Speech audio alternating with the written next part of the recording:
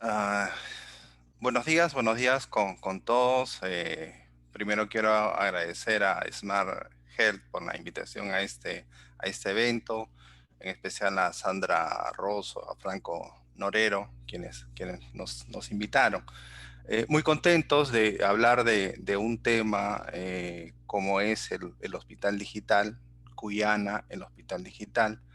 Probablemente si hubiéramos dictado esta conferencia hace un año, hubiera tenido menos asistentes. Entonces, en estos momentos es un privilegio dentro de toda la desgracia que supone este fenómeno del COVID-19, vivir un momento disruptivo respecto a la tecnología que nos enfrentan a grandes cambios y a grandes transformaciones.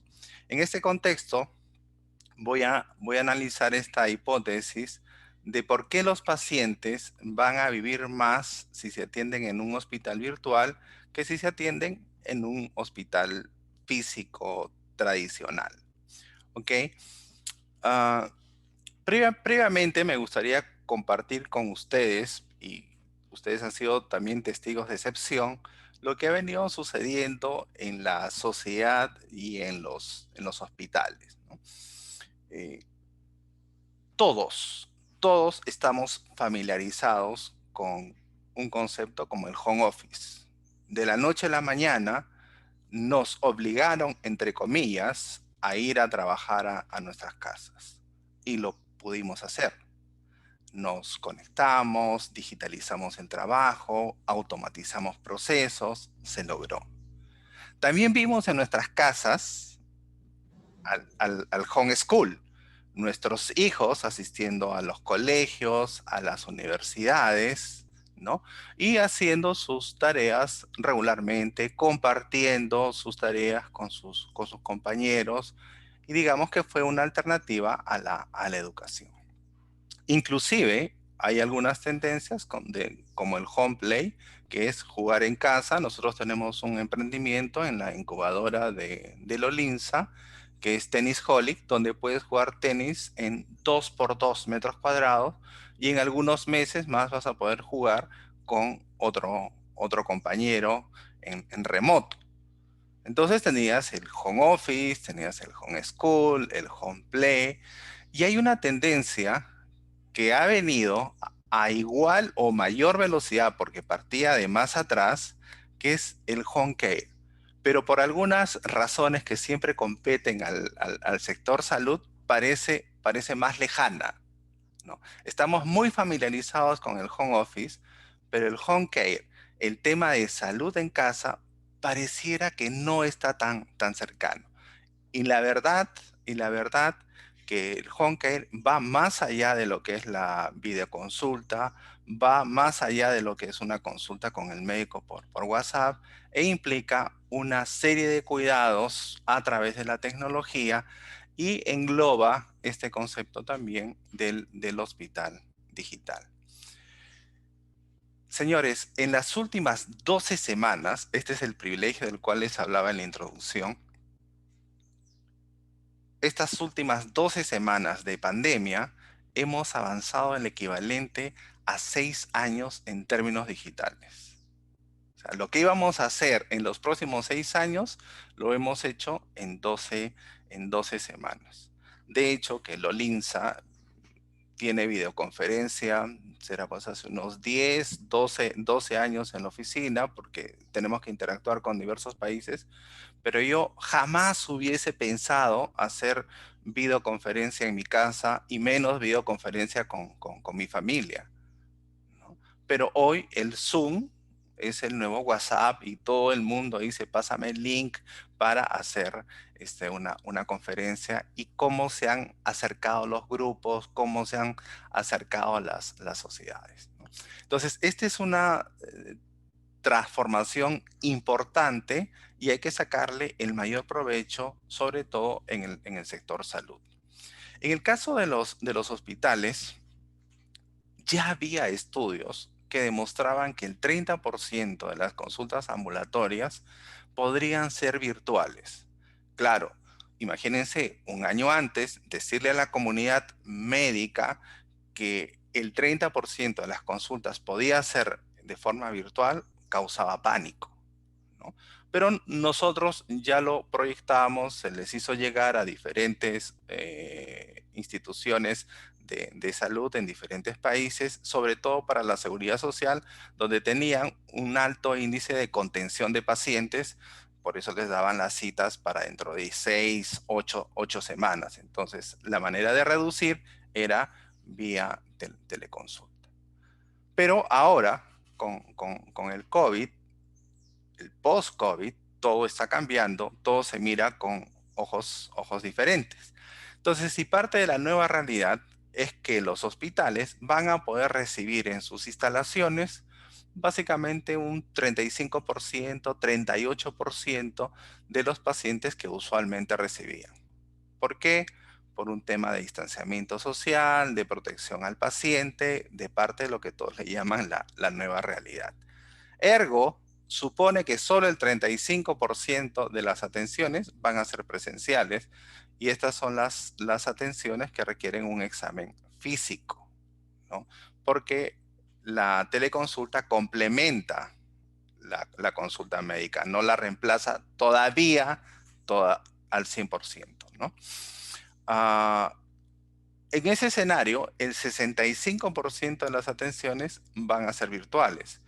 Y la virtualización de la atención no significa únicamente la atención del médico, sino significa que el paciente pueda recibir sus medicamentos en su casa, se le controlen sus medicamentos, se le programen sus medicamentos, las órdenes de laboratorio, exámenes de sangre, exámenes de orina, prueba de heces, tengan que ser en su domicilio, dejando únicamente a algunos exámenes que por su naturaleza pues no pueden trasladar el resonador para hacer una resonancia a la casa del paciente, pero el paciente tendría que ir al establecimiento de salud, pero ya con una cita pagada, con una mayor organización que haga que el paciente esté un menor tiempo en este establecimiento, ¿no? Entonces, son cambios muy importantes que se están dando en la sociedad y que se están dando en los hospitales y sobre los cuales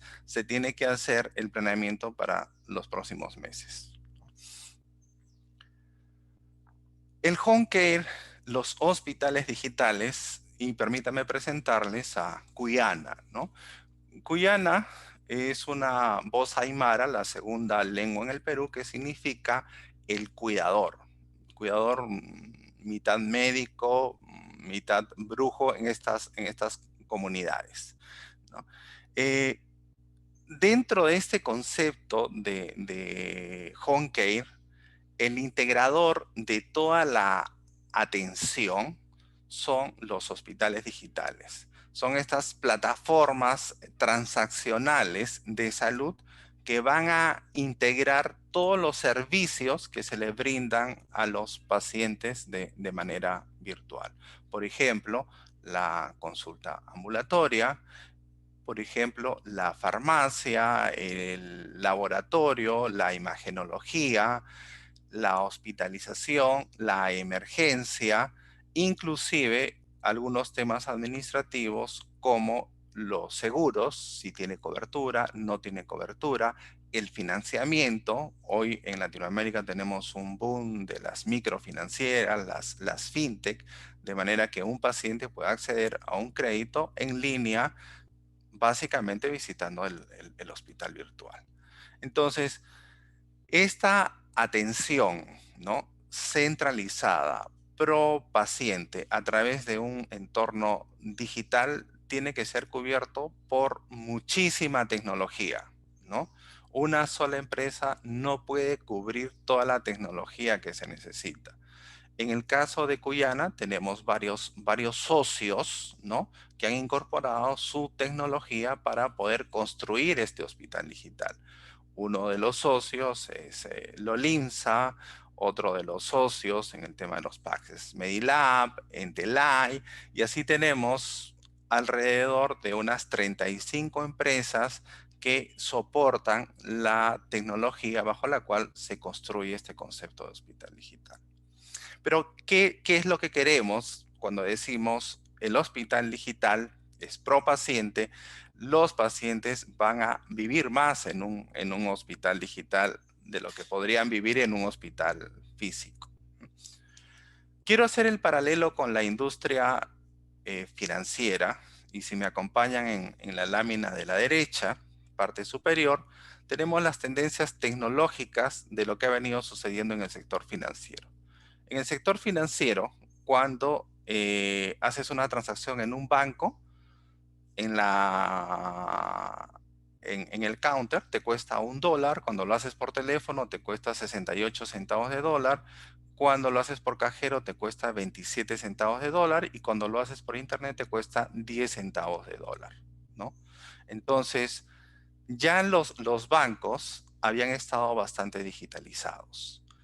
Significa, ¿no?, que ellos ya eran muy rentables antes del COVID.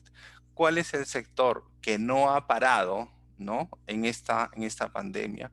¿Cuál es el sector que ha continuado creciendo en esta pandemia? Es el sector financiero, ¿no? Ya han venido ganando más dinero del que ganaban antes de la pandemia, porque tienen un alto índice de digitalización y automatización de sus procesos. Entonces, en el hospital digital también queremos cambiar el paradigma, ¿no?, y enfocarnos más en la prevención que en la corrección, porque la prevención cuesta como 1 y la corrección cuesta como 3.5. ¿Cómo se hace esto, esta experiencia de digitalización?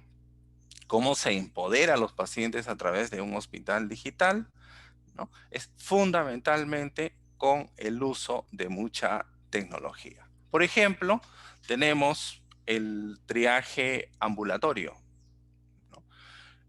Hoy automatizar los procesos no significa que el paciente saque su cita por internet o que el médico haga la teleconsulta. Digamos, eso es lo mínimo, lo básico, ¿no? Necesitamos agregarle valor a ese proceso. ¿Y cómo se le agrega valor al proceso? Es que 48 horas antes de tu cita, Rolando va a ser citado el día miércoles, 48, 24 horas antes.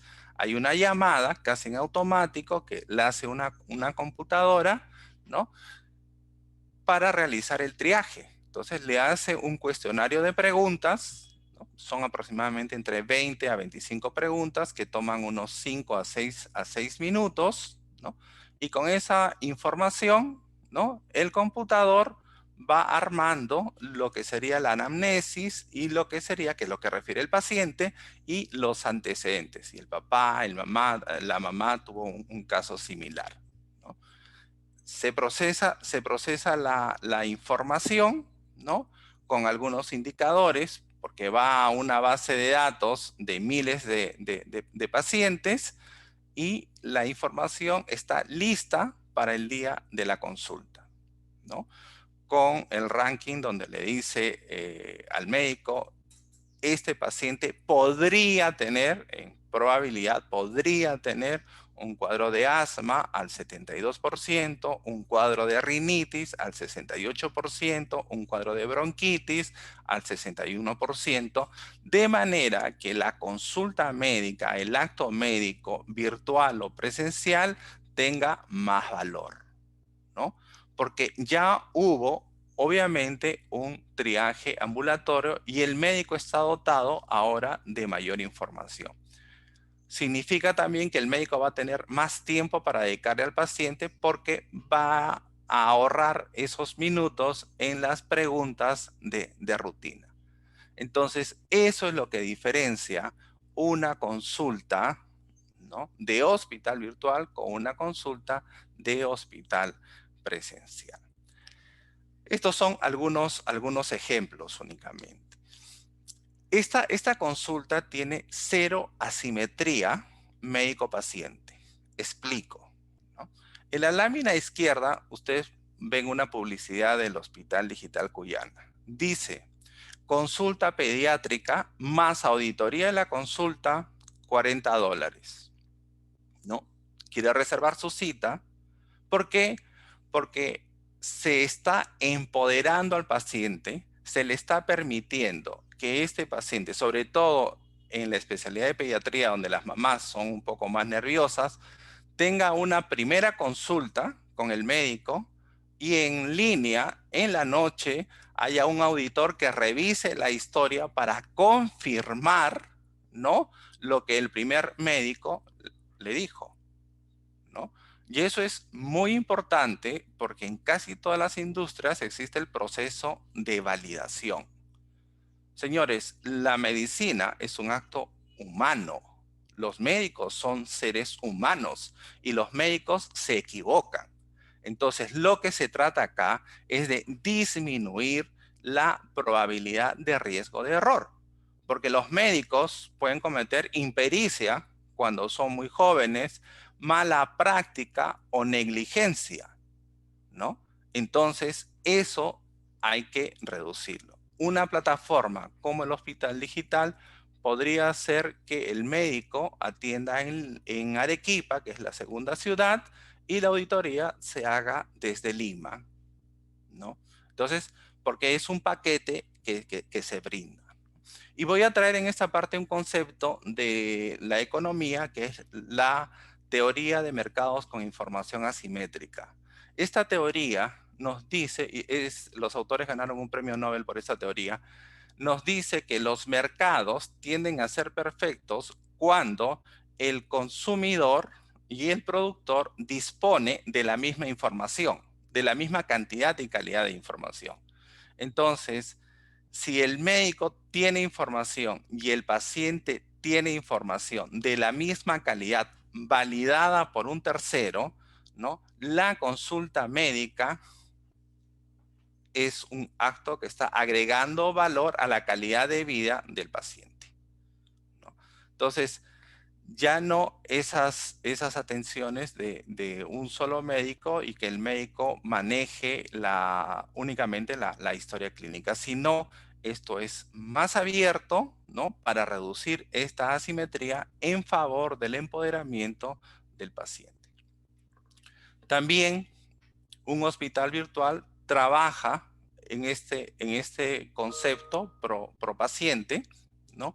Eh, ya trasladando, obviamente, todo lo que es el papel, porque el papel, la historia en papel, es la mayor zona de indefensión de los pacientes. O sea, el paciente está indefenso porque son hojas que se ingresan normalmente en un file sin numerar y son susceptibles de cualquier cambio. También, y eso lo hemos visto en Latinoamérica en los últimos meses, el tener consultas por WhatsApp o hacer Zoom es un facilitador, pero todavía mantiene a los pacientes en zona de indefensión. Lo que busca un hospital virtual es trabajar con historias clínicas protocolizadas, con estándares, con controles automáticos de medicamentos LASA, de cantidades de medicamentos por estatura, por peso, que la historia clínica sea auditada y sobre todo que contenga firma digital, ¿no? Entonces, cuando contiene estos datos, el paciente ya ingresa a una zona de defensión, ya puede defenderse porque la historia clínica es disputable. O sea, yo puedo pelear por esta historia y puedo pedir al médico, puedo hacer una revisión de mi caso. Entonces ya hay igualdad de condiciones en este tema. Asimismo, el mundo virtual requiere verificaciones de la identidad digital. Aquí también tenemos otro socio, que es tú seas quien dices ser, ¿no? Entonces yo podría tener en el mundo virtual un médico que está atendiendo que la verdad que no es médico. Entonces para eso se necesitan algoritmos, ¿no?, que verifiquen el rostro, verifiquen los documentos, las huellas digitales, para que finalmente me asegure como paciente que él es quien dice ser, ¿no? Más allá de un diagnóstico tenemos el uso de la inteligencia artificial. Y la inteligencia artificial realmente es algo de lo que mucho se habla, pero poco se implementa. Entonces, a través de nuestros socios, hoy los médicos en el hospital digital, por ejemplo, tienen un PACS en la nube, ¿no? No dependen únicamente de las clínicas o de los hospitales que puedan tener PACS, sino pueden trabajar desde su casa, ¿no? Pueden trabajar en un pequeño consultorio y en la nube consultan toda la información de la imagenología, ¿no? Y pero esto tiene inclusive mayor valor, porque regresamos al caso del triaje ambulatorio. Porque aquí tenemos una empresa como Medilab con mucha experiencia en el tema de imagenología y tenemos una empresa como Entelay con mucha experiencia en lo que es inteligencia artificial. Entonces, la imagen que normalmente le llegaría al médico, ahora también le va a llegar con un reporte o le llega con un reporte que le dice, bueno, tenemos una tomografía de pulmones, tenemos una tomografía de cerebro, hemos analizado lo que el médico nos ha pedido, pero adicionalmente, hemos corrido algunos algoritmos de inteligencia artificial y este paciente podría tener al 62% un cuadro de Alzheimer, al 71% un cuadro de osteoporosis, podría estar deslizando un cáncer de pulmón o un cáncer de mama, ¿no? Entonces, se le agrega valor a la tarea del médico. O sea, el médico pidió una tomografía, pidió una resonancia, pero además tiene probabilidad de la existencia de más diagnósticos. Eso es cuidar al paciente, ¿no? A través del uso de la tecnología. Trabajamos con el concepto de consulta ambulatoria o consulta extendida 24 horas. La verdad es que el médico tiene una consulta, dependiendo de la especialidad, de 15 a 20 minutos, ¿no?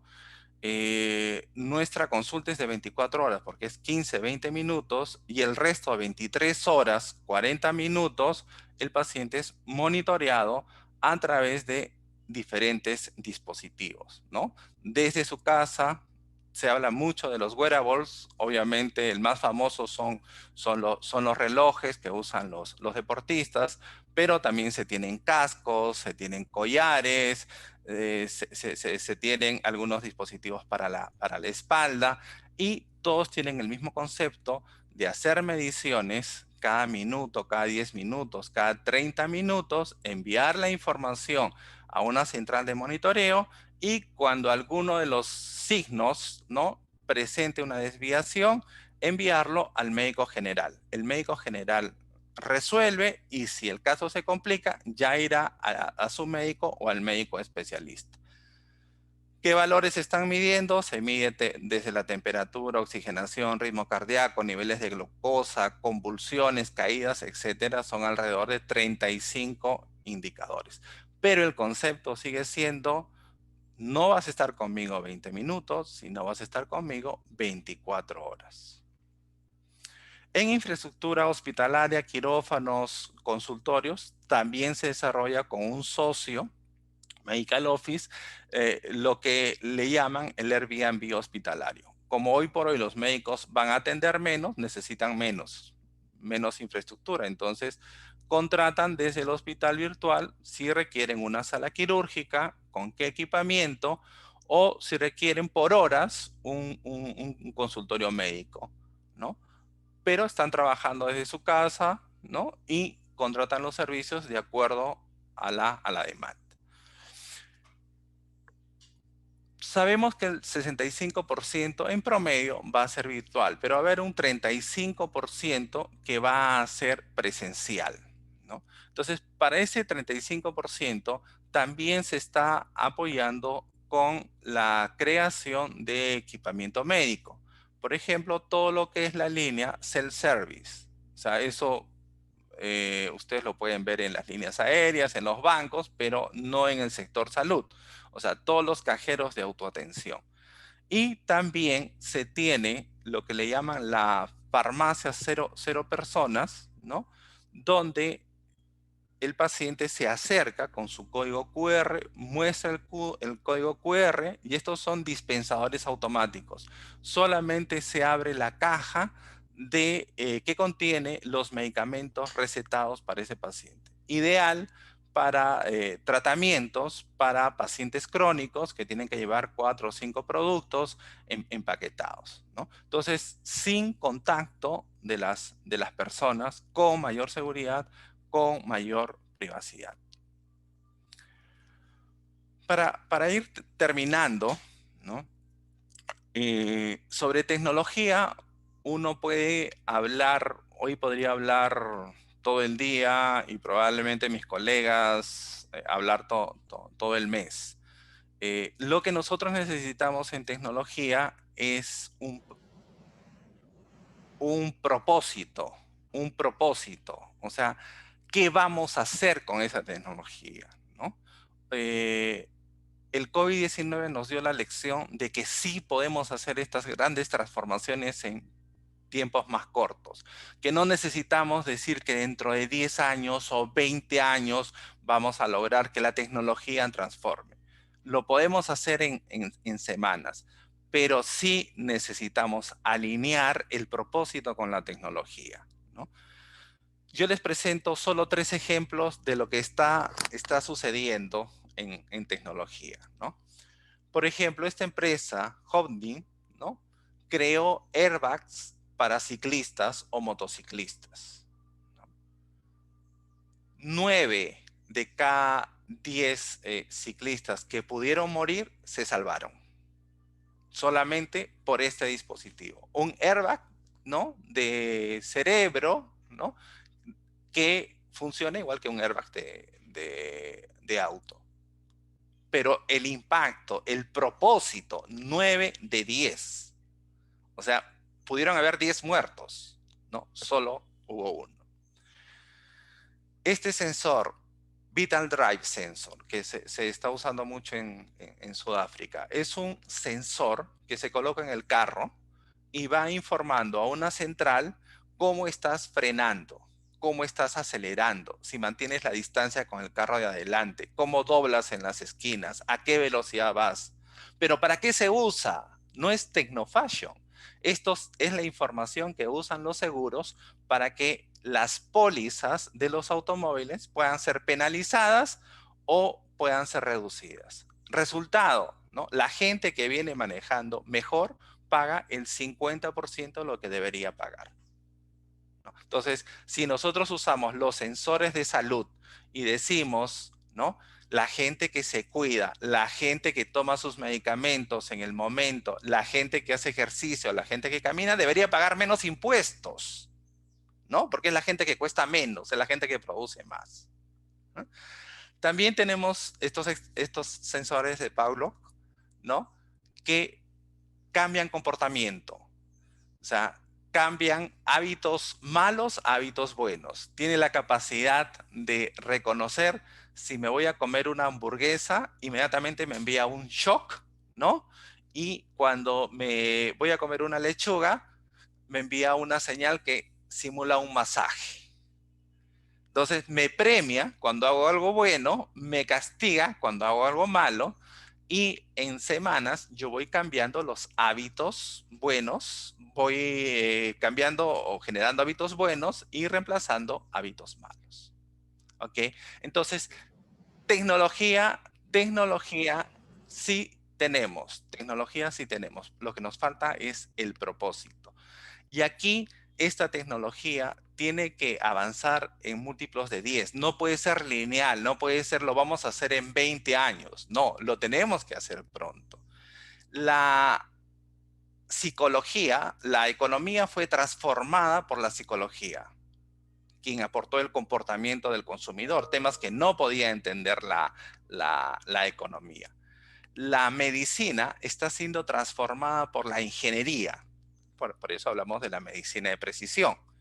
Esto tendríamos para hablar horas de ingeniería genética, impresiones 3D, el 5G, etcétera. Pero el propósito es pacientes más sanos, mayor expectativa de vida, y ahí el hospital digital nos puede ayudar. Y termino con esta disciplina que a mí me encanta, ¿no? Dice, ¿cuánto vamos a avanzar? Hay una disciplina que es la biomímesis, que aprende de la naturaleza. Está haciendo la naturaleza que podamos hacer los seres humanos? Entonces, por ejemplo, los aviones no pueden volar más allá de 24 horas, ¿no?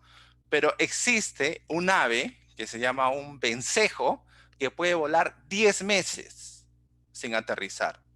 Entonces, el avión tiene muchísimo que aprender de esta ave, ¿no? Y los seres humanos, que en promedio viven 78 años, ¿no?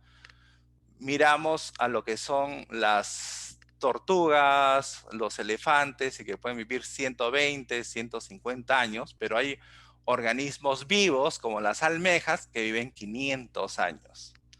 Entonces, tenemos muchísimo camino por recorrer. Pero no olvidemos que la tecnología tiene que ir con un propósito. Gracias por su atención. Quedo atento a cualquier pregunta.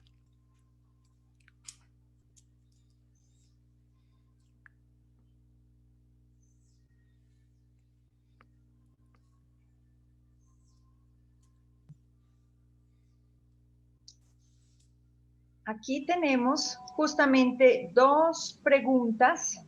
Una de ellas es la siguiente. Dice Carlos, muy interesante esta conferencia. ¿En Perú tienen una normativa o ley que regule brindar salud de esta manera? Desde Panamá lo saludan. Rolando. Muchísimas gracias por la pregunta. Hay muy poca normativa, pero toda la normativa la hemos venido haciendo de acuerdo a la realidad. A mí me encantó, yo saludo a los directivos del Ministerio de Salud, porque en Perú teníamos una ley que es la de teleconsultas, que databa de hace 10 años, pero la actualizaron en una semana, porque esta ley decía que se tenía que firmar el consentimiento informado, escanearlo, pasarlo para el médico, pero en pandemia, ¿quién va a hacer todos esos trámites? Y dijeron que básicamente el consentimiento informado es la expresión oral que yo hago frente a cámara, ¿no? Entonces, bajo esa lógica se han ido actualizando las leyes. Tenemos la de firmas digitales, la de historia clínica electrónica. Entonces, sí cabe este concepto de hospital digital. Expreso todavía no está en las leyes, pero yo creo que siendo una plataforma transaccional que está en el medio, va a ser normada en los próximos meses, porque va a suceder lo mismo que está sucediendo, por ejemplo, con Uber, en el caso de los taxis, que no tiene los taxis, pero sí facilita la contratación del taxi entre el proveedor y el usuario. Muy bien. Hay otra pregunta, dice, ¿la verificación del paciente tiene validez legal en el marco de lo dispuesto en la ley de firmas y certificados digitales en Perú?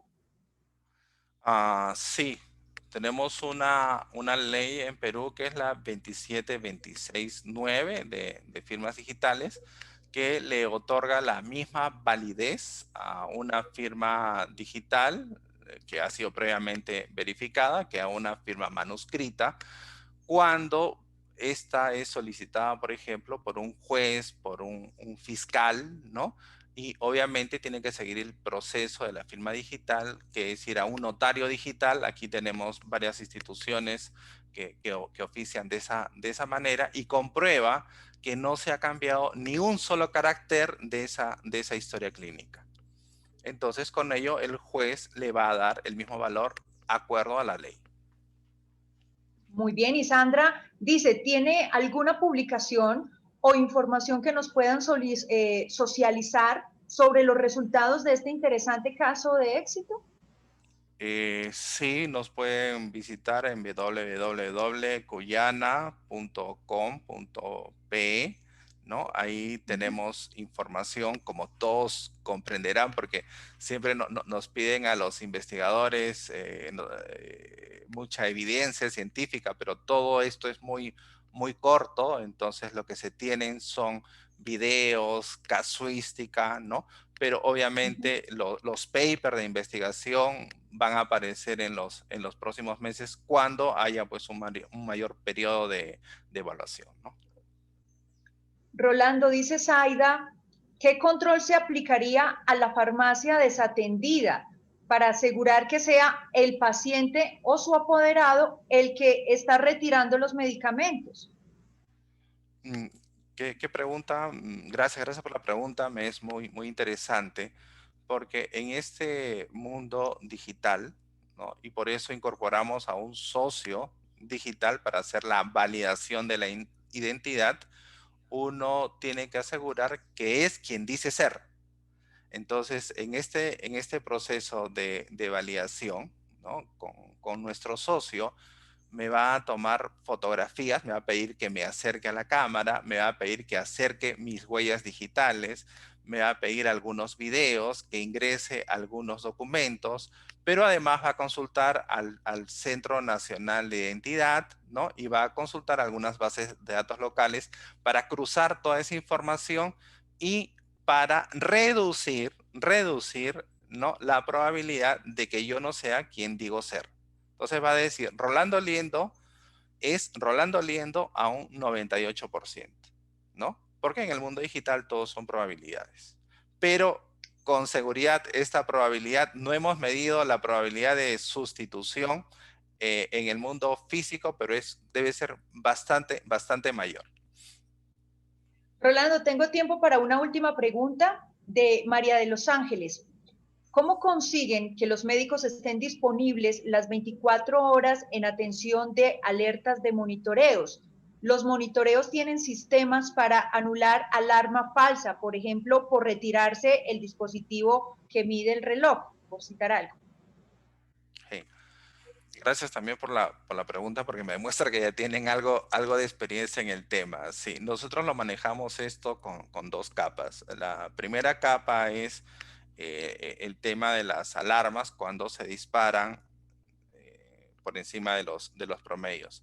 Pero en la segunda capa tenemos un médico general, ¿no? Un médico general que está analizando todos estos casos y podría detectar muy fácilmente si ha sido un mal uso por parte del paciente, o podría haberse generado porque el paciente cambió de posición para dormir, ¿no? Entonces hay un filtro para que obviamente las alarmas importantes puedan pasar al médico. Por ahí podrían filtrarse algunos falsos positivos o algunos falsos negativos, pero al 98% la alarma es la real, ¿no?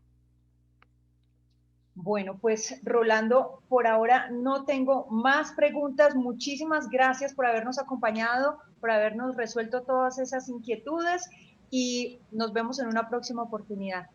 No, gracias a ustedes por la invitación. Cuídense, la mejor de las suertes. Rolando Liendo, y vamos ahora mismo a pasar a esta hora de la mañana, 11:22, a nuestro próximo panel titulado Atención centrada en la persona. ¿Cuál es el camino para hacerlo estratégico dentro de esta nueva realidad? Este panel estará moderado por Martín Cossack. Él es profesional vinculado a la tecnología e innovación con más de 15 años de experiencia en el rubro de tecnología en salud. Actualmente se desempeña como Country Manager para Chile de InterSystems, habiendo ejercido un rol fundamental en la estrategia de digitalización en el mercadeo de la salud chileno, tanto en proyectos públicos como privados. Martín tendrá como invitados especiales a Alicia Núñez del Prado. Ella es licenciada en psicología con una maestría en gestión de recursos humanos de la Universidad del Pacífico de Perú. Con más de 12 años de experiencia en el sector de la salud, actualmente lidera el área de experiencia para la red de clínicas AUNA en el Perú. También está con nosotros Elliot Wolf, Master of Business Administration de la Universidad de Maryland, con 15 años de experiencia digital en el sector financiero y desde el 2016 impulsando la salud digital y transformación en el sector salud en Chile. Actualmente se desempeña como Head of Digital Transformation de Bupa en Chile. También está con nosotros Mauricio Jordao, médico egresado de la Facultad de Medicina de Marilia, especialista en cardiología y en investigación clínica por la Universidad de Harvard. Tiene un doctorado en cardiología. Actualmente se desempeña como director médico del Hospital Samaritano de Sao Paulo de United Health Group. Y por último, Jorge Toro, filósofo, abogado, magíster en Rectoría de Servicios de Salud y auditor de calidad, con 20 años de experiencia en posiciones de liderazgo y asesoría en el sector salud a lo largo de América Latina. Actualmente es director ejecutivo de UNIPSCOL, Asociación Gremial de Prestadores de Servicio de Salud en Colombia. Así que a esta hora queda en manos de Martín Cossack este panel. Bienvenido.